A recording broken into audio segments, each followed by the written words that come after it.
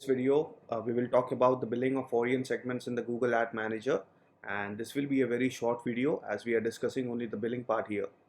So let's get started.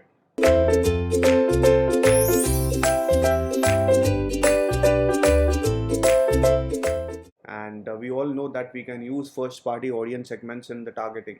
So whenever you use first party audience segments in targeting in the line item, you will get charged. That means the publisher will need to pay the money whenever they use the first party audience segments in targeting. The audience segments that you have created in the Google Ad Manager network can be targeted in OR and AND relationship.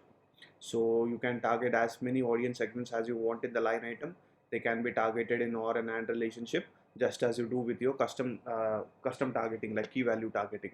Previously, we have seen that the key values can also be targeted in or AND relationship. So if two audience segments are targeted in the OR relationship, that means the user will only need to be a part of either of the one audience segments.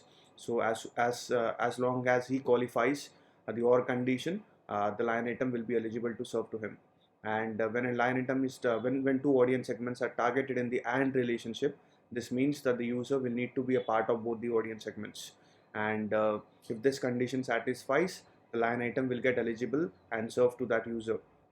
Now let's see what is the cost associated with the first party audience segments. Now first party audience segments are something that you yourself create in the audience manager. I mean the Google Ad Manager. So when you create it, there will be cost associated with it, and the cost associated with the audience segment is based on the contract that you have with your Google. So and the cost for all the first party audience segments are the same. So even if you target segment 1 or in the line item, or let's suppose you target segment 5 in the line item, the cost will be the same.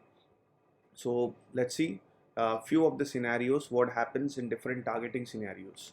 So let's see the first one.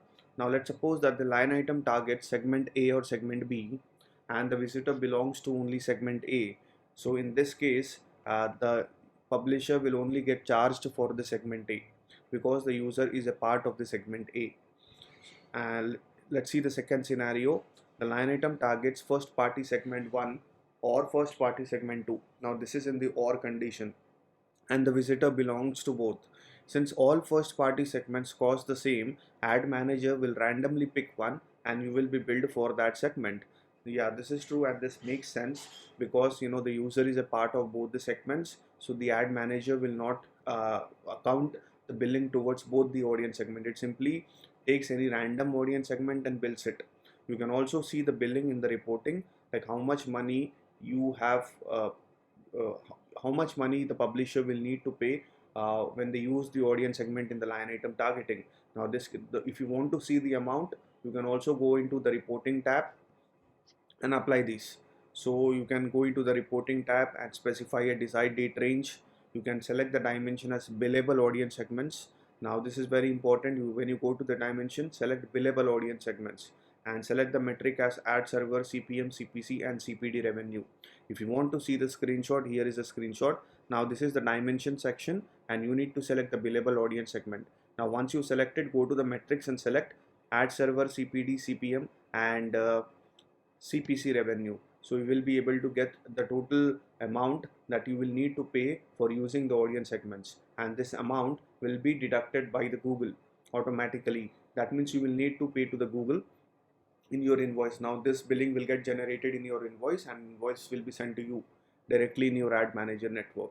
So this was about the billing of the audience segments. This is a very short video, and in our next topics we will discuss something about activities. Activities is also a paid feature, and we will discuss the various aspects, different types of activities and how they are used uh, in the digital marketing world. So till then, thank you so much guys and have a nice day.